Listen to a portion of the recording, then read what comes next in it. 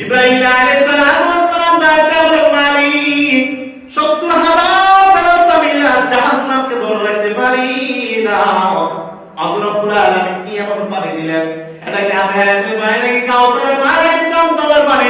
আল্লাহ রাব্বুল আলামিন জানালেন জিবরাইল আমি হায়াতের পানি দেই নাই, কাউসারের পানি দেই নাই, জমজমের পানি দেই নাই। জিবরাইল ওই সব অপরাধের রাতে আমার বান্দারা ওই ফজর নামাজের আগে তাহাজ্জুদের সময় জাহান্নামের ভয়ানক মালিকের কাছে তুলে দোয়া করছে রে মালিক।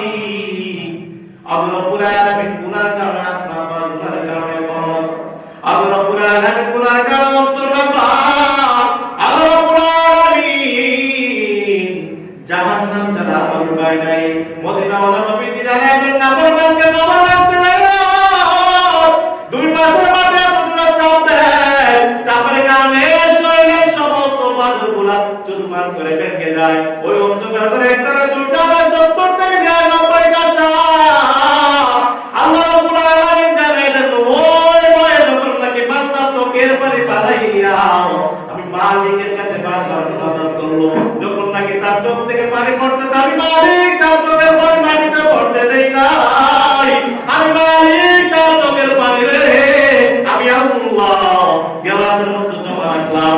আজকে ওই চোখের পানি তুমি জিবরাইলের হাতে দেওয়ার পর জিবরাইল যখন নাকি জাহান্নামের উপর চিঠা দেয়, চোখের পানির উসিলায় জাহান্নাম চিৎকার হয়ে গেল পিছনে চলে যায়।